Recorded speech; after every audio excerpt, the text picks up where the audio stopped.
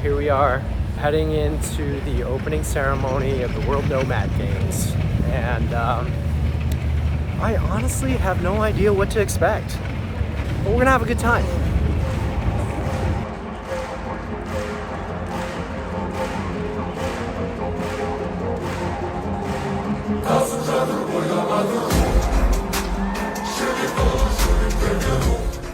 What in the Genghis Khan is going on here?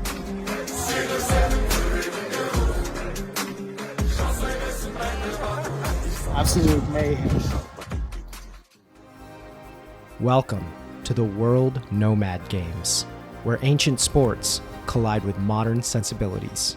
But how do these fierce traditions endure in a land that's traded yurts for high-rises? I'm Ricky Chi, a filmmaker, photographer, and National Geographic Explorer. For over a decade, I've chased stories that connect who we are now to who we once were. Journey with me to Kazakhstan to find out what happens when a culture built on the back of a horse finds itself standing face to face with the 21st century.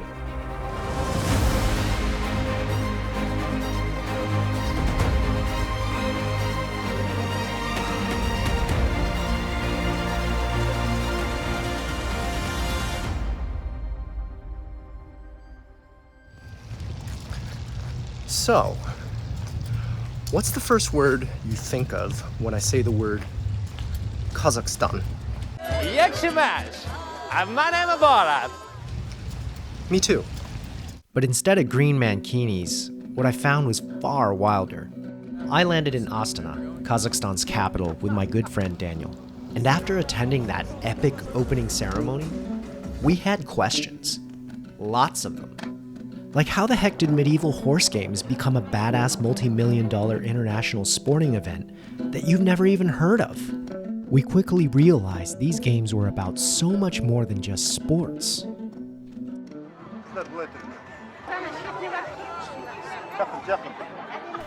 This is the Ethno Owl, the beating heart of this year's Nomad Games.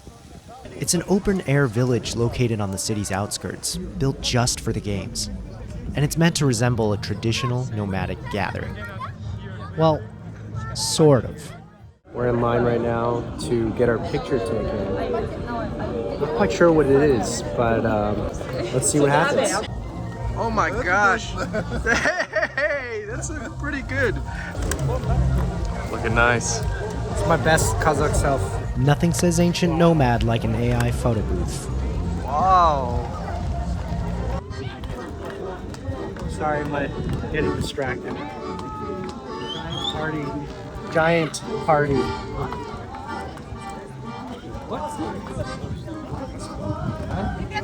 We used to call such kind of guys like butter.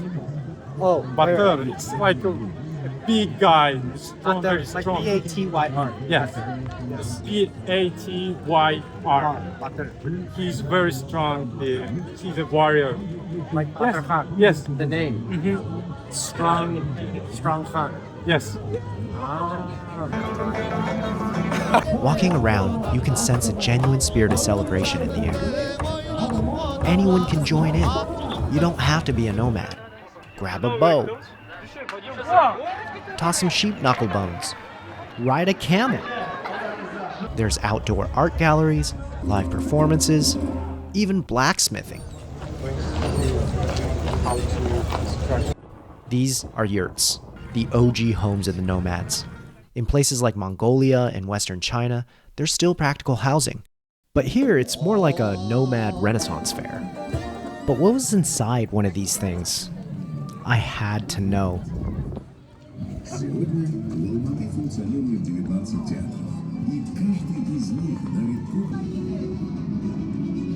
The spirit of the nomads, now in 4K. So while it's cool, right now you're probably wondering why the heck they decided to line a traditional yurt with OLED panels. Why the kitschy mix of old and new? There's a very good reason for that. But to grasp what's at stake, let me show you where this story really begins. Central Asia, an endless sweep of wild open space connecting east and west. For most of us, it's just a blank patch on the map, marked by rumor and mystery. But this place has an epic history. It was once the center of the Silk Roads, the meeting ground of empires that have long since turned to dust. Today, it's part of what's called the Five Stands: Kazakhstan, Kyrgyzstan, Tajikistan, Uzbekistan, and Turkmenistan. Most of that vastness is just endless grasslands stretching beyond the horizon. It's called the steppe, and 5,000 years ago, people here learned to tame and ride horses. This was the start of nomadism, a way of life in which people were always on the move in these wide open spaces. A legacy that still echoes here today. But now, Kazakhstan is a land of ex-nomads. You heard right. In the very birthplace of nomadism, now celebrated at these games, there's not a single nomad in sight. Why aren't there any nomads left in Kazakhstan? That's a very good question. One that ties into why these games are being held in the first place. But before we get to that, let's go back to the games.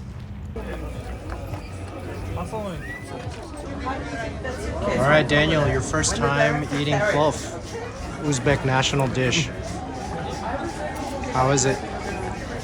Yum yum. All right, let's see you try this Kamise fermented mare's milk.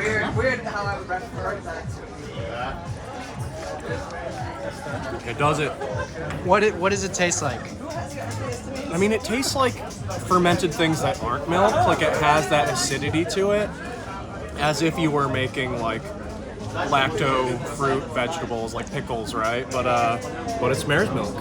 Seems like it pairs well with the plov. I think these are meant to be taken together. Yeah.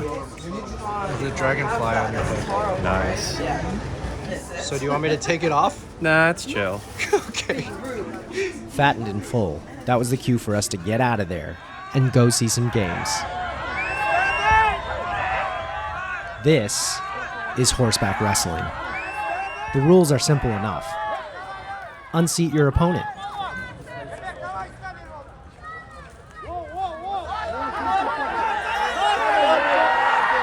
It doesn't get more nomad than this. So this is one of those sports that can easily be traced back to Kazakhstan's nomadic past. Imagine being a nomad out on the open plains. You didn't have any walls or fences. Danger came in every direction. A stranger could ride into your camp with a smile or a sword, and if it was the latter, there was no cavalry coming. So horseback wrestling wasn't just for trophies or glory. It was a way for nomads to sharpen their melee skills. It's survival training for a world that doesn't believe in second chances. So, on the topic of survival training, try hunting with a partner with a 6-foot wingspan and talons sharper than knives. We stumbled into the eagle hunting and falconry competition, where these birds are less pets than partners. You might be curious about the hoods they wear. That's just to keep them from being overstimulated. I feel like they're the biggest celebrities here, on par with the co-pro players. It's an interesting dynamic here because I feel like even as press, all the press people are going around taking photographs and then whipping out their phones. Can I get a picture with this gold? This is a demonstration between a hunter and his goshawk, an incredibly agile bird of prey. He twirls around the carcass of a dead pigeon, which quickly becomes the goshawk's lunch. This is an ancient sport that requires discipline and consistency, and maybe a little bit of obsession. I think the birds are magnificent. Seeing them in person is a joy. It inspires awe. Yes. And you know everyone that's here had to do an incredible amount of preparation. Yes. And I think the most magnificent, like the most impressive things that have happened are not happening here on the field. It's already happened. I share in Daniel's sentiment, because earlier this year, I got to witness firsthand an eagle hunter training. His name? Nursultan, and his golden eagle, Saluk. They hail from the country of Kyrgyzstan, and they showed me just how competitive eagle hunting works. His little brother Japar took the eagle and went up a hill. Meanwhile, Nursultan dragged a fox skin laced with rabbit meat on the nape. The goal? To teach the bird to strike the neck, fast, before the prey can fight back. And today, it's a very similar format. The handler stands on a platform, gives the signal, and the eagle launches to snatch a fox skin, earning points for speed, precision, and style. So how does one come by a golden eagle? You have to capture one, usually from a high nest on a cliff. Young eagles can bond with a handler if they're taught in that narrow window when they still rely on others to survive. And yeah, you want females. They're bigger, stronger, and more aggressive hunters. Out here, they're apex predators, capable of taking down foxes, deer, and even a lone wolf. So it should come as no surprise that these birds here are cultural icons. Just take a look at Kazakhstan's flag. It's a golden eagle flying under a blazing yellow sun.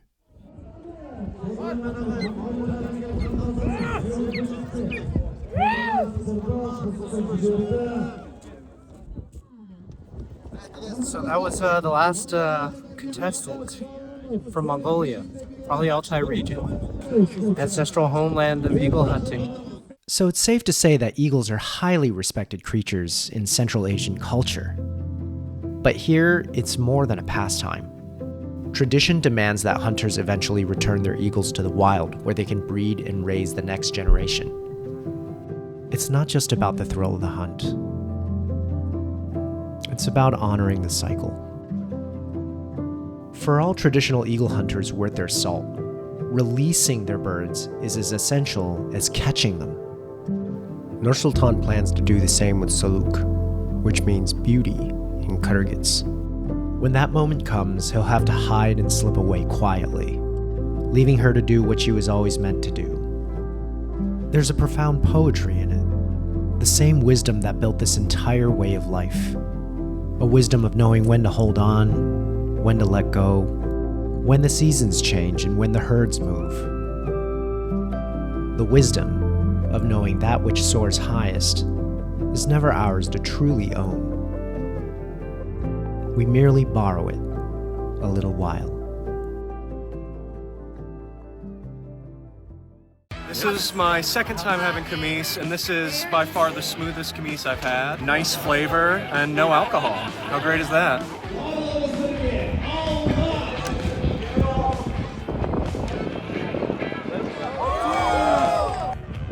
Oh my gosh. See you later. I don't think I have Ouch! All right, we're headed to the Kokbar quarterfinals.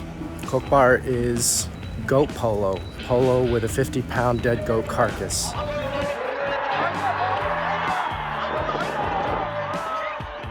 So we just came out of the Ice Palace and must have watched like 15, 20 events.